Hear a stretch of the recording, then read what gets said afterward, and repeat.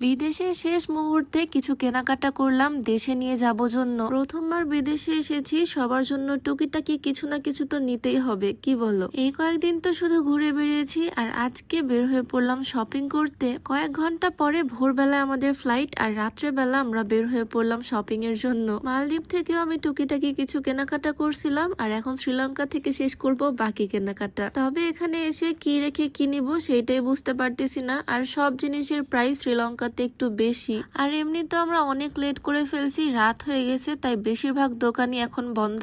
আমরা সবাই মিলে আজকে বের হয়েছি, সবাই কিছু কেনাকাটা করব। কয়েকটা দোকান ঘোরার পর একটা বাচ্চাদের খেলনার দোকানে আসলাম। মুস্কান ভাবিও বাবুর জন্য নিয়ে যাবে জিনিস, বিথি ভাবিও বাবুর জন্য জিনিস দেখতেছে। তবে আমার তো বাচ্চা নাই, আমি কি করব? কিন্তু আমার ছোট ছোট কিছু ভাই বোন আছে, তাদের জন্য আমি কয়েকটা খেলনা নিয়ে নিলাম। এই পর্যন্ত মনে হয় নিজের জন্য আমি কিছুই নেইনি, শুধু আমি খুঁজতেছি কার জন্য কি নেওয়া যায়। আমার ছোট ছোট ভাই বোনদের জন্য আমি কিছু খেলনা আগে কিনে নিলাম, আর এখন দেখি আর কি কি নেওয়া যায়। আজকে সারাদিন আমরা রেস্ট করেছি, দিনের বেলা আসলে হয়তো অনেক দোকানই খোলা পেতাম। একটা দোকানে আমার চোখ পড়লো, সেখানে এরকম নেক পিলো সেল করতেছে। জার্নির জন্য এই নেক পিলো গুলো খুবই ভালো হয়। কয়েক ঘন্টা পরে আমাদের ফ্লাইট, জার্নিতে কাজে লাগবে, তাই নেক পিলো নিয়ে নিলাম। যদিও এই ভিডিও আপলোড দিতে দিতে হয়তো আমি দেশে পৌঁছেই যাব। এবারে ঘোরাঘুরি থেকে শুরু করে এক্সপিরিয়েন্স সবকিছুই বেস্ট ছিল আলহামদুলিল্লাহ। যদিও সে সময় শপিংটা একটু তাড়াহুড়া হচ্ছে, তবে এটাও বেশ মজা করেই করতেছি সবাই মিলে। গাড়িতে করে চলে আসলাম শ্রীলঙ্কার এক জায়গা থেকে আরেক জায়গাতে, সিটি সেন্টার শপিং মলে। এখানে অনেকগুলো দোকানই খোলা আছে, তাই ভাবলাম এখান থেকে বাকি কেনাকাটাটা সেরে ফেলবো। শ্রীলঙ্কার এয়ারপোর্টেও আমি এ ধরনের রঙিন দোকান দেখেছি।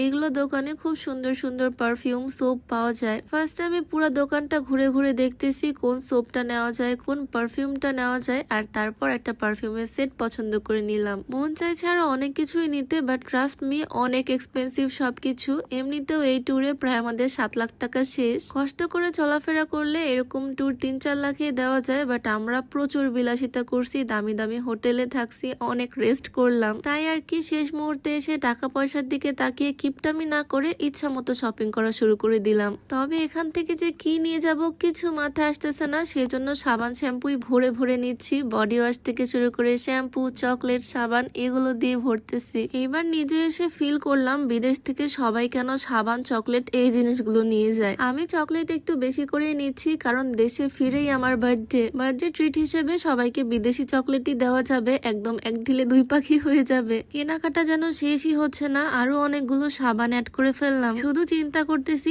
এতগুলো জিনিস আমরা ক্যারি করব কিভাবে। প্রায় আধা ঘন্টা সময় লাগিয়ে আমি এখান থেকে শপিং করেছি, আর বিল দেখে তো আমার মাথা নষ্ট। লম্বা একটা বিল এসেছে। এখান থেকে আমরা 18